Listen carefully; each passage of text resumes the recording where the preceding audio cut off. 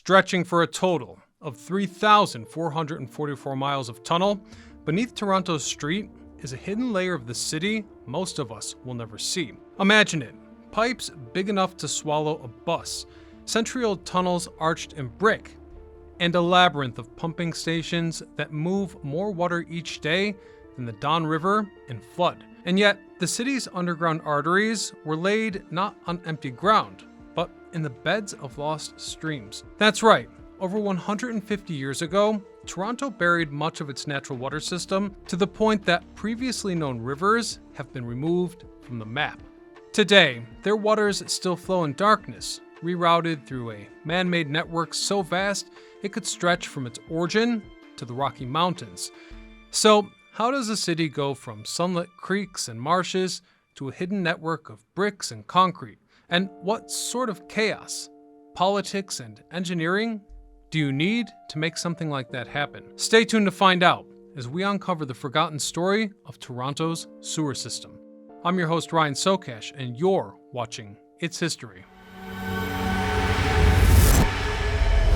Long before there was a city named Toronto, there was little more than a shoreline, a curve of land where rivers met Lake Ontario and where people have been gathering for thousands of years. In fact, the word Toronto comes from the Mohawk phrase T Coronto, meaning where trees are standing in the water, initially referring to the fishing weirs north of here in what's now Lake Simcoe. The name was first recorded by French explorers in the 1600s, and over the next century, it appeared on maps and in traders' accounts, with the name slowly shifting south until it described this stretch of Lake Ontario's shoreline. Though it's worth mentioning that not everyone agreed on the name. Generally speaking, the harbor was already known as Toronto, but when British Colonel Governor John Graves Simcoe founded his settlement in 1793, he named the area York, in honor of the Duke of York, a name that it would keep until 1834, when it officially became Toronto. Nonetheless, the town site was laid out by surveyor Alexander Aitken, featuring a military garrison at the west end of the grid of streets extending east. In those early years, the rivers and creeks, the Don, Garrison Creek, Taddle Creek, were all part of the town's lifeblood. They carried small boats inland, powered sawmills and grist mills, and fed the growing network of roads. But they were also convenient dumping grounds. In a settlement of only a few hundred people, waste meant food scraps, slaughterhouse waste, and of course, human sewage from outhouses. All of it tipped into the nearest watercourse, which paints a pretty disgusting picture if you ask me. According to the City of Toronto archives, the earliest municipal waste laws date back to 1834. The same year York was incorporated as Toronto, but enforcement was lax. Streams served as drains, and during heavy rains, they flushed refuse into the lake. This was a significant problem, as Toronto's economy was centered around the lake throughout the early 1800s. The port brought in immigrants and goods from Britain and the United States, while timber, flour, and later manufactured goods moved out. The waterfront bustled with warehouses, shipyards, and fish market, meaning the rivers were both highways and hazards. They moved logs and mill products, but they also carried the byproducts of things like tanning yards, breweries, and slaughterhouses directly into the bay. Oh, and did I mention that the lake was also the primary local water source? Yeah, the situation was bad. By the mid-century, Toronto's population had climbed past 30,000, drawing settlers from rural Ontario, Ireland, and Scotland. And with that, the town expanded northward and westward, absorbing outlying communities like Parkdale and Seton Village. This only compounded the challenge since each new neighborhood had its own approach to waste. Disposal methods ranged from backyard cesspools, informal ditches along roadways, or straight piped drains into the nearest creek. Hence, in 1840, the city passed its first sewer bylaw, authorizing a short brick drain under George Street, a modest start to what would become a massive public works network. And in that spirit, as the city expanded, its relationship with the rivers evolved. Garrison Creek, once lined with gardens, was channeled into a Carey runoff from the new residential streets above. The Don River, still navigable for small craft, became choked with industrial waste. And although mills continued to operate on the Don, by the 1870s, their value for transport and power was waning, even as their role as open sewers increased. So by the late 1800s, Toronto had become a city of over 100,000 with a patchwork of private drains, open channels, and a handful of municipal sewers. Much of the waste from the growing core still ended up in the same place it had a century earlier: the creeks, the Don, and the harbor. And in an age before modern treatment plants, that meant that the same water used for shipping, fishing, and drinking was now carrying the city's most rancid waste. This state of affairs and its obvious effects were tragic at best, as entire communities struggled with illnesses that are somewhat unimaginable in the modern day. Allow me to elaborate. By the mid-19th century, Toronto's rivers and harbor were no longer just waterways, they were open conduits for everything the city didn't want to see again. And at the risk of being too graphic, I think it's important that you understand exactly what this situation entailed. For example, on the Don River, sawmills dumped mountains of bark and sawdust straight into the current. What didn't sink into the mud floated downstream, forming mats so thick that you could walk on them. Tanners emptied vats of chemical-soaked hides, sending clouds of foul-smelling runoff into the water, whereas breweries poured away spent grain and yeast sludge as the slaughterhouses tipped out barrels of blood and piles of butcher scraps.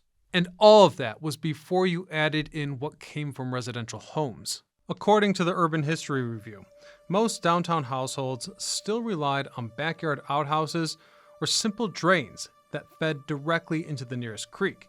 And like I said before, in a city without a treatment plant, these creeks carried human waste unfiltered into the lake, the same lake that Toronto was drawing its drinking water from. So by the 1870s, the connection between contaminated water and deadly disease was becoming increasingly difficult to ignore. Cholera had swept through in the earlier decades, but now typhoid was the killer everyone feared.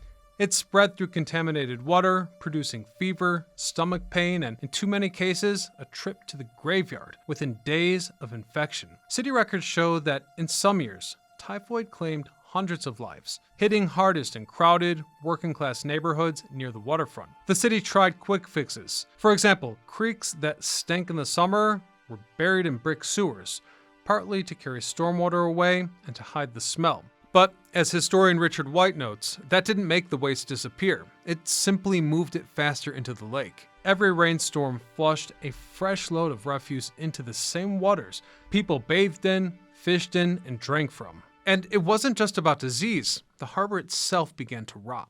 Barges had to push through scummy slicks, and in August heat, the smell was strong enough to carry into the city's main streets. Tourists complained, merchants complained, even the newspaper, usually boasters of growth, started printing editorials calling the Don a disgrace.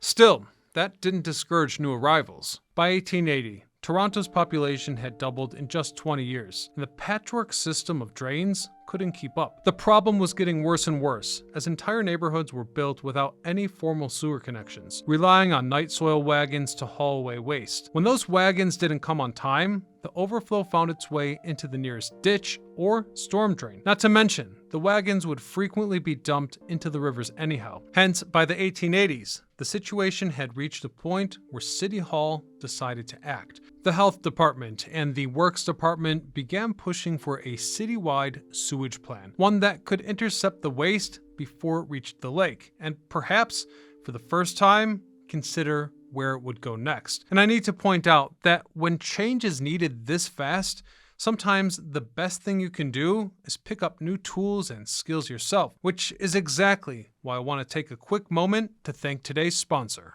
Artificial intelligence is transforming the job market at a pace that's hard to keep up with. Tasks are being automated, specific jobs are disappearing, and the pressure to stay relevant is growing every day.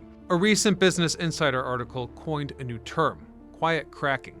It describes how thousands of people are emotionally drained, unmotivated, and stuck in jobs that no longer make sense, but they can't leave due to fear or instability. The combination of these two factors, AI disruption and silent burnout, is prompting many to seek something more, something different. This is where Tripleton comes in. offering an online education platform with boot camps designed for individuals ready to change direction. This is an intensive, 100% online program designed for beginners who can focus in on skills that AI simply can't replace. You'll find options for those interested in technical roles as well as non-coding paths, including AI automation courses or design. The key difference is that from day one, you work on real projects in collaboration with companies. That gives you practical experience and helps you build a professional portfolio, which is essential if you're making a career switch. 82% of graduates land a job within 6 months or less. And if you don't get hired within 10 months after finishing, you'll get 100% of your tuition back. Tripleton offers flexible payment options starting from just $200 per month. So click the link in the description now to get a free consultation with a Tripleton career specialist. Thanks to Tripleton for sponsoring this video, but now, back to our story. In 1889, Toronto called in 2 outside experts to tackle a problem that the city could no longer handle. Rudolph Herring and Samuel M. Gray were American sanitary engineers, veterans of large-scale sweeping sewage projects in U.S. cities. Herring cut his teeth on the New York Croton Aqueduct expansion, and Gray brought experience from Boston's harbor interceptors. Their assignment here was straightforward.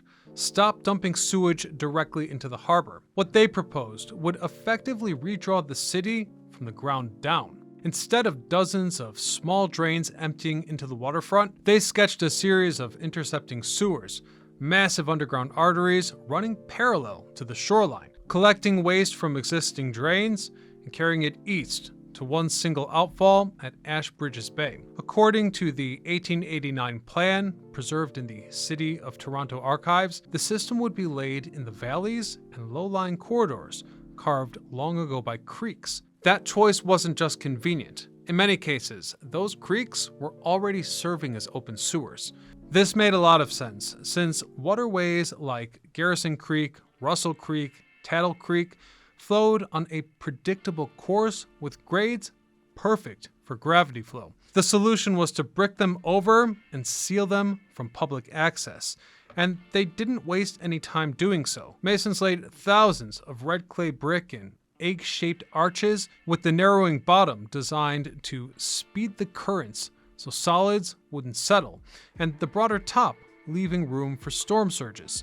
In some sections, such as the Lower Garrison, the stream was diverted into a brand new conduit laid directly in its own bed. Then, the trench was filled and the surface was transformed into parkland or streets. The work itself was as much a test of muscle as engineering. City engineers like E.H. Keating oversaw the contracts, but it was immigrant laborers, many of them Irish and Italian, who dug the trenches by hand, shored them with timber, and hauled bricks and mortar down into the darkness. In winter, crews lit braziers to keep the mortar from freezing, whereas in the summer, they worked waist-deep in mud. Financing this build was contentious.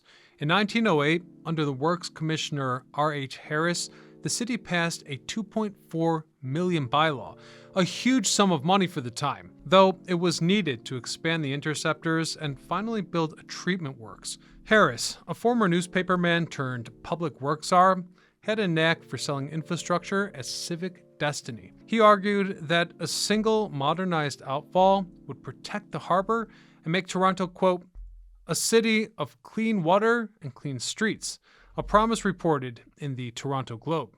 By 1911, work crews were driving the eastern trunk through the Don Valley and towards Ashbridges. Timber caissons sank into the marshy ground to hold back water while the massive brick tunnels were laid. The treatment plant, which began operating in 1912, was basic: screens to catch debris and sediment tanks to allow solids to settle. But this was a good first step towards treating what had previously been dumped raw. The city had discovered the perfect formula. Hence, as the network grew, more and more of the creeks disappeared. Russell Creek vanished under the new hospital district. Taddle Creek was sealed off beneath the University of Toronto, whereas the upper reaches of the Garrison were entombed under Christie pits.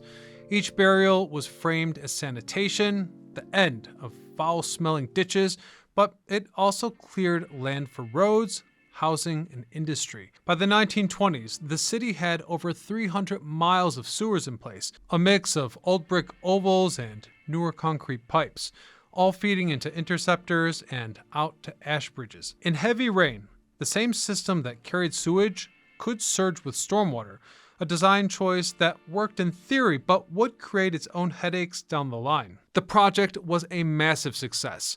Toronto had done it. They turned a scatter of foul creeks into an engineering underground network.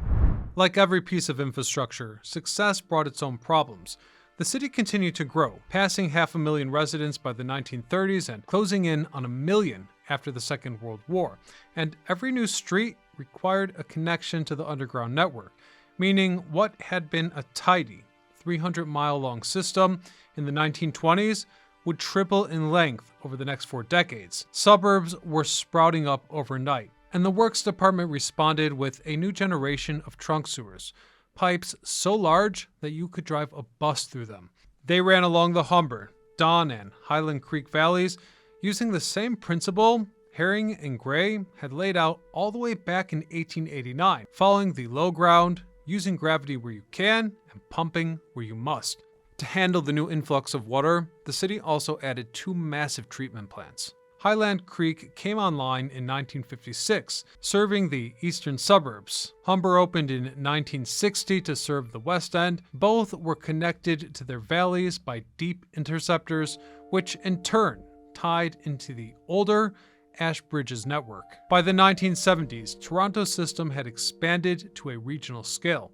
The old city of Toronto, the suburbs, and the metro's regional trunk lines all fed into 4 treatment plants, meaning at this point, the combined length of sanitary and storm sewers now measured in thousands of miles, creating an underground grid every bit as complex as the streets above it. Though the system still had one big flaw. In older parts of the city, stormwater and sewage shared the same pipes. In dry weather, everything went to the treatment plant, whereas in a downpour, the extra volume surged into the lake and rivers through overflow outfalls.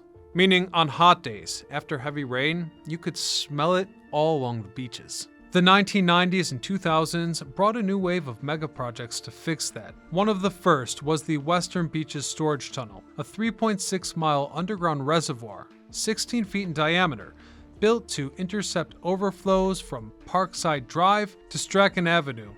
These giant shafts dropped stormwater into the tunnel where it could be stored until the plants had the capacity to treat it. And now, if we come up to modern day, Toronto is in the middle of its biggest sewage project since R.C. Harris's day, the Don River and the Central Waterfront System. And here's the good news.